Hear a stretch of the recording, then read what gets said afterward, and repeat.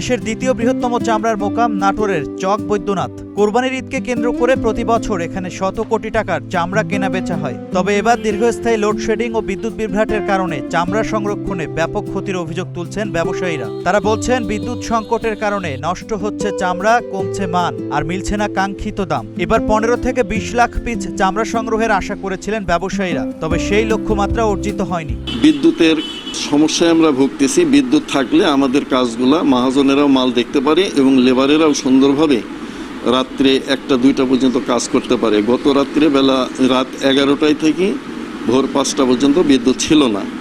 এরকম অহরহ দিনের বেলাও থাকে না, 2 ঘন্টা 3 ঘন্টা 1.5 ঘন্টা মানে মহাজন আসলো, কারেন্ট নাই, চলে গেল।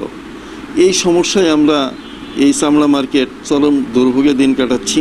সময় মতো লবণ প্রয়োগ না হয় অনেক চামড়ার গুণগত মান কমে গেছে বলে দাবি ব্যবসায়ীদের। এতে লোকসানের আশঙ্কা বাড়ছে তাদের। সামনে যতগুলো বস্তা দেখছেন, সমস্ত বস্তার ভিতর খাসির মাল এবং ভেড়ার মাল, এগুলো সব চামড়া নষ্ট হয়ে গেছে এবং লেয়ার মতো লোক নাই এবং এই চামড়া যে খরচ হয়েছে এখন যে সমস্ত ব্যাপারী স্যার ওনারা খুব ক্ষতিগ্রস্তের মধ্যে।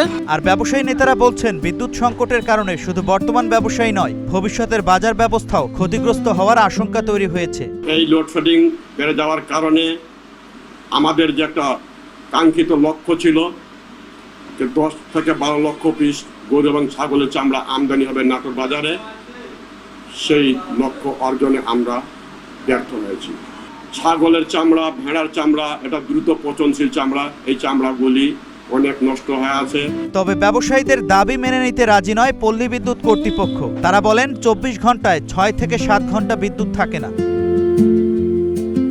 জেলা প্রশাসক জানান, খুব দ্রুতই বিদ্যুৎ সমস্যার সমাধান করে ব্যবসায়ীদের স্বস্তি দেওয়ার চেষ্টা চলছে। চামড়ার আড়তে নিরবিচ্ছিন্ন বিদ্যুৎ সরবরাহ নিশ্চিত করার জন্য ইতিমধ্যেই আমরা জিএম পল্লী বিদ্যুৎকে প্রয়োজনীয় নির্দেশনা প্রদান করেছি। এই ধারা যাতে অব্যাহত থাকে এজন্য আমরা ইতিমধ্যেই জিএম পল্লী বিদ্যুৎকে নির্দেশনা দিয়েছি।